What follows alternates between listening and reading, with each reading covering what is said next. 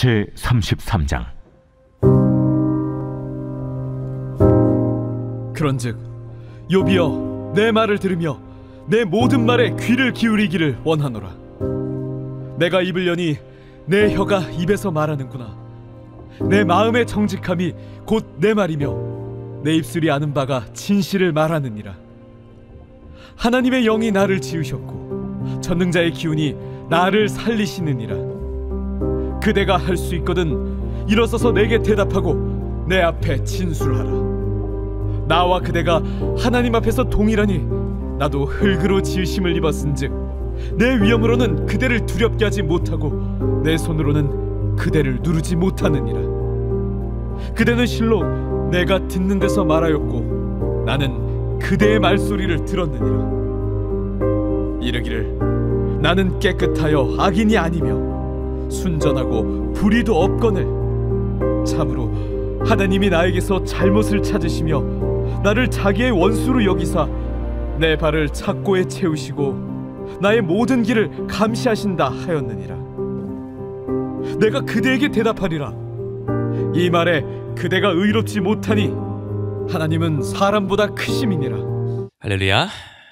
오늘도 우리의 삶을 이끌으시는 주님을 찬양합니다. 우리 삶의 주관자는 누구십니까? 바로 우리 하나님 한 분밖에 없는 줄을 믿습니다. 그것은 나의 삶의 주인이시고 나의 삶의 목적이신 것, 바로 그것을 우리가 고백해야 된다라는 것입니다. 이 삶 가운데에, 인생 가운데에서 우리가 많은 문제를 겪고 방황하고 괴로워하는 근본적인 이유는 무엇인가? 그것은 바로 주인을 주인답게 여기지 않을 때입니다. 얼마 전 한 영상을 제가 본 기억이 있습니다. 개를 이제 훈육시키는 영상이었습니다. 여러 많은 스타일의 훈육 영상이 있겠는데 많은 사람들이 그 영상의 댓글을 보고 참 통쾌하다 이런 식의 반응의 댓글을 보는 것을 보았습니다. 요즘 이제 강아지나 고양이를 많이 기르시는 분들이 많이 생겨났는데 그 외에도 많은 것들이 생겨났죠. 그러면서 옛날보다 더욱더 친근한 이렇게 모습으로 강아지나 고양이들이 다가오는 것을 보게 됩니다. 과거 같으면 이제 보통 다 마당에서 키웠습니다.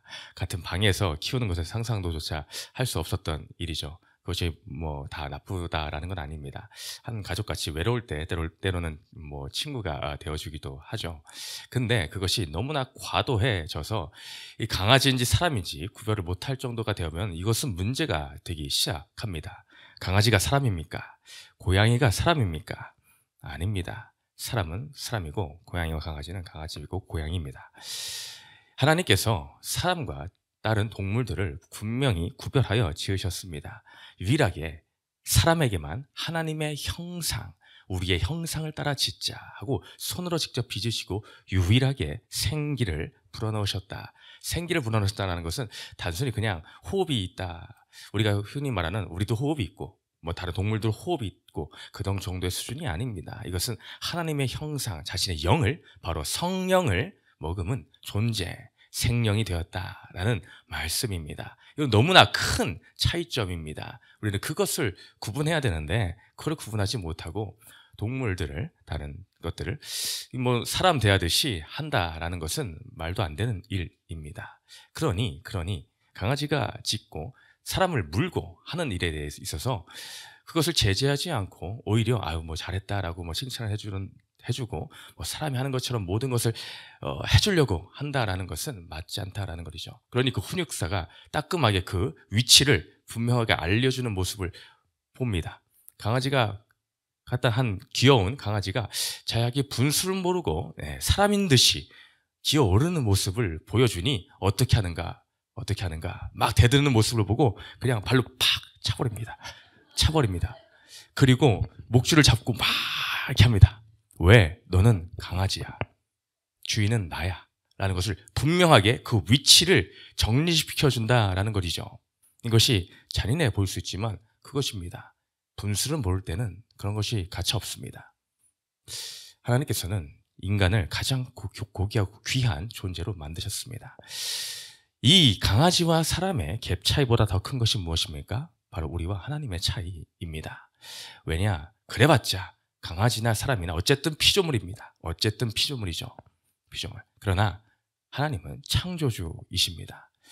우리와 강아지의 갭 차이보다 훨씬 큰 차이를 갖고 계신 분이 우리 하나님이십니다. 강아지도 주인을 알고 때로는 꼬리를 흔들고 좋아하고 하긴 합니다. 그걸 알지 못하니 때로는 사람에게 짐승만도 못하다라는 소리를 듣게 되는 것이죠. 이것은 더욱더 큰 문제입니다. 강아지가 주인에게 기어오르는 것 이상으로 큰 문제는 바로 우리 인간이 하나님을 하나님답게 섬기지 못하는 것, 여기에 있다라는 것입니다. 그런데 전능자 하나님, 창조주 하나님, 나의 주인 되신 하나님을 온전히 아는 인생은 이 땅 가운데 일어난 모든 문제들은 그렇게 큰 문제가 되지 않더라라는 것입니다. 왜냐? 주인을 바로 알기 때문이죠. 나의 창조의 목적과 순리를 알기 때문입니다. 오늘 우리 욥기를 계속 보고 있는데 드디어 새로운 인물이 어제 본문부터 등장을 하였습니다. 바로 엘리후라는 인물입니다. 엘리후라는 인물이 지금 31장에까지 거쳐오면서 묵묵히 가만히 계속 있었습니다. 참 그의 인내가 얼마나 대단한가라는 것을 참 새삼 느끼게 됩니다. 저 같아도 그 자리에 있으면은 참지 못하고 떠나버린다든지 한마디를 바로 그냥 쏘아 붙이진 않았을까라는 생각이 듭니다. 우리는 지금까지 오면서 얼마나 많은 이야기가 오갔는가를 살펴보았고 계속 듣고 있었습니다. 엘리바스, 빌닷, 소발 이 세 사람이 무려 3라운드에 걸쳐서 이렇게 논쟁을 하고 계속해서 욥의 잘못을 지적하고 너는 죄를 분명히 지었어. 그것을 빨리 인정해라. 욥은 계속 아니다. 나는 의로워. 이 말을 계속 반복을 하고 있는데 이것을 31장까지 한마디도 하지 않고 계속 듣고 있었던 이 엘리후의 모습. 그 모습에서 겸손의 모습이 드러나는 듯 합니다. 그는 왜 이렇게 가만히 듣고만 있었는가? 그 이유를 어제 본문에서 설명을 하였었는데 그는 보아하니 다른 그곳에 모여있는 다른 그 누구보다도 연소했던 것으로 보여집니다.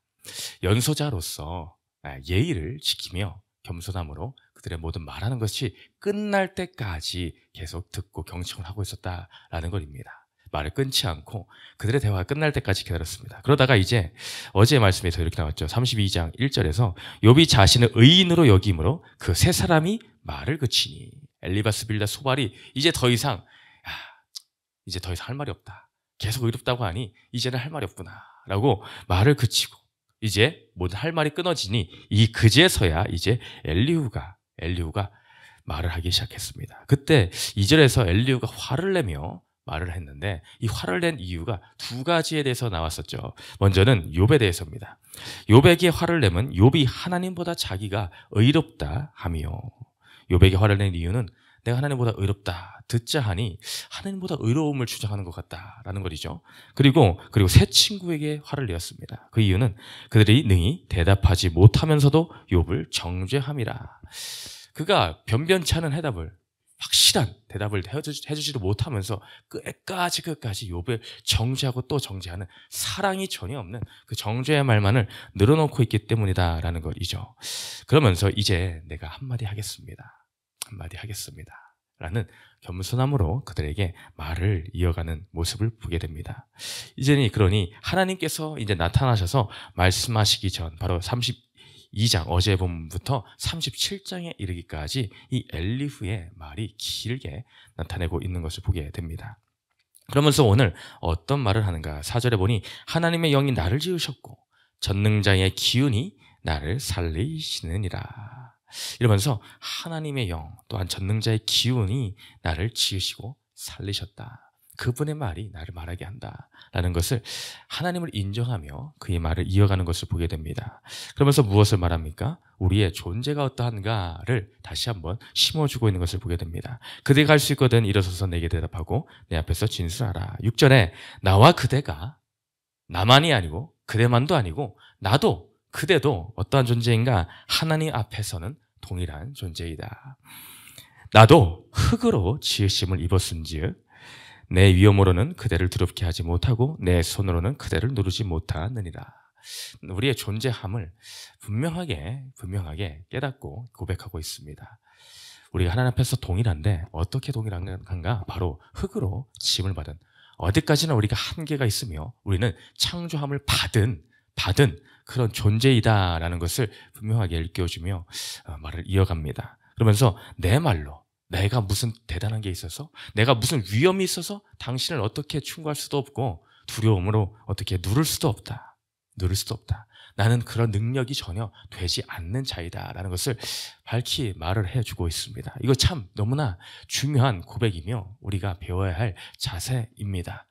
많은 문제가 나는 것들, 이 땅 가운데서 많은 권력자들이 자신의 권력을 가지고 많은 사람들을 누르려 합니다. 위에서 아래로 군림하려 한다라는 것이죠.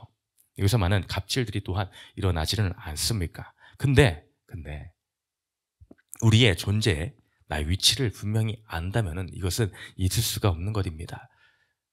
우리가 최소한 크리스찬이라고 한다면은 이것은 우리에게 해당해서는 안 된다라는 것이죠. 왜입니까? 크리스찬이라는 것은 하나님을 섬기는 자들입니다. 주를 주로 시인하는 동일한 그 공동체입니다.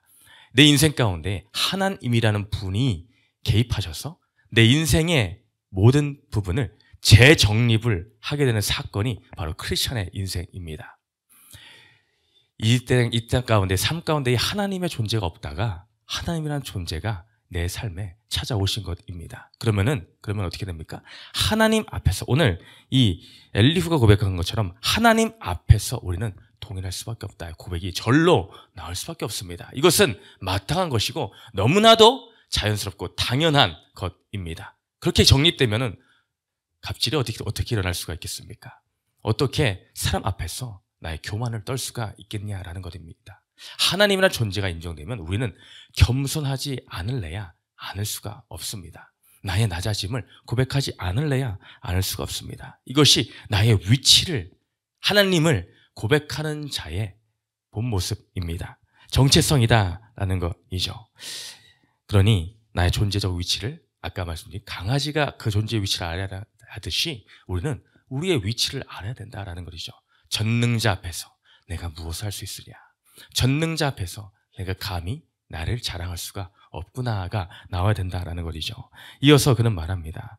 이 욥이 무엇을 잘못하고 있는지를 또한 다시 한번 말해주고 있습니다. 9절에서 이르기를 나는 깨끗하여, 욥의 고백이죠. 나는 깨끗하여 악인이 아니며 순전하고 불의도 없거늘 참으로 하나님이 나에게 잘못을 찾으시며 나를 자기 원수로 여기사 내 발을 착고에 채우시고 나의 모든 길을 감시한다 하였느니라. 이렇게 욥이 말을 하였다라는 것입니다. 나는 불의도 없다. 하나님이 나를 원수로 여겨서 내 발에 착고를 채우시고 계시다 라고 자신의 의로움을 계속 주장을 하고 있다. 나는 그런 죄를 짓지 않았어 라고 끊임없이 말하고 있는 이 욥의 모습, 그에 대해서 엘리후는 뭐라 합니까? 이 말에 그대가 의롭지 못하니 하나님은 사람보다 크심이라. 하나님은 사람보다 크심이라. 너무나 귀하고 귀한 고백입니다. 이것이 신앙의 고백이 되어야 될 줄을 믿습니다. 우리는 100% 죄인입니다. 우리는 100% 죄인입니다.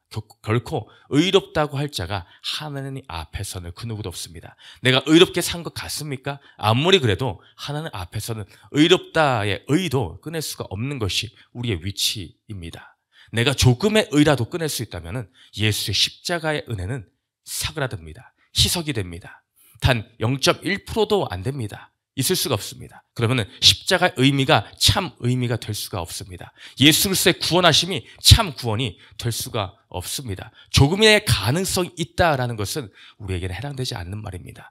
조금의 가능성도 없다라고 고백하는 자에게 예수의 은혜가 참 은혜가 되는 줄을 믿습니다. 예수님, 우리 하나님은 100% 옳으신 분입니다. 나는 100% 죄인이며 하나님은 100% 옳다라는 고백이 나올 때에 그 인생이 주님이 원하시는 인생이 된다라는 것입니다. 나의 이해가 되지 않는 사건들이 터질 때가 있습니까? 나는 그거는 이해가 안 됩니다. 이해가 안 됩니다. 그래도 괜찮습니다. 나의 이해가 중요한 것이 아닙니다. 왜입니까? 하나님은 나의 이해를 초월하신 분이기 때문입니다. 그렇기 때문에 괜찮다라는 것입니다. 내가 아무리 힘들고 어려워도 괜찮습니다. 하나님은 그 문제를 초월한 분이기 때문입니다. 오늘 말씀에 사람보다 크신 하나님이라는 제목으로 오늘 이 엘리후의 고백에 이 제목이 나옵니다.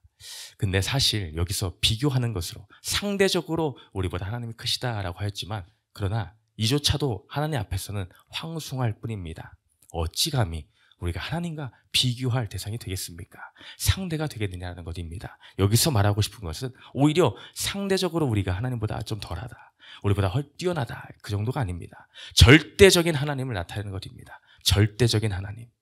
뭐 어떤 것을 갖다 해도 안 되는 절대적인 하나님이라는 그 존재.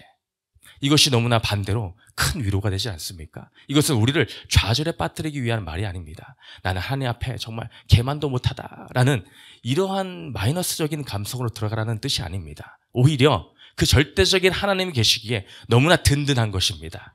너무나 나에게 큰 힘이 된다라는 것입니다. 나의 좌절을 맛볼수록 나는 그늘로 저 흑암으로 드러난 것이 아니라 오히려 그 구원의 은혜에 감사하며 그 감격이 너무나 놀라운 것입니다. 하나님의 위대하심을 내가 발견하니 나는 너무나 든든합니다. 든든합니다. 오히려 나의 좌절을 맛보게 되니 하나님 감사합니다. 그것을 찬양할 수밖에 없게 되더라라는 것이죠. 우리는 토기이고 하나님은 토기장이이십니다. 그게 모든 권력이 있으며 힘이 있으며 나의 모든 인생을 주관해 가신 능력이 있습니다. 이것을 의지하고 하나님을 하나님답게 고백함으로 이제 오늘도 그 전능자 하나님과 동행하며 나의 삶을 어떻게 인도해 가실까에 오히려 기대와 소망을 품고 오늘 하루도 하나님 그분 안에서의 참 위로의 안식을 누리는 우리 공동체 되시기를 주님의 이름으로 축원드립니다. 말씀 적용 질문 두 번째 거 있습니다. 시작. 나는 내가 흙으로 지어진 존재임을 인정하며 상대 구원을 위해 겸손히 대합니까? 기도합니다. 사랑과 내가 풍성하신 하나님 아버지 감사드립니다. 오늘도 사람보다 크신 우리 주 하나님의 놀라우심을 고백하게 하시니 감사합니다. 이 땅 가운데 신비가 어디에 있겠습니까? 이것이 놀라운 하나님의 신비입니다. 나의 연약함보다 크신, 훨씬 크신 하나님, 아무리 지혜롭다 한들 하나님의 어리석음보다 지혜로우신 하나님, 주님을 높입니다. 주님을 찬양합니다. 이것이 깨달아져 나는 죄인이고 하나님은 오르심이 날마다 고백되어지며 이제 겸손함으로 사람의 구원을 위해서 우리의 삶이 들어지게 하여 주옵소서. 감사드리며 예수님의 이름으로 기도드렸습니다. 아멘.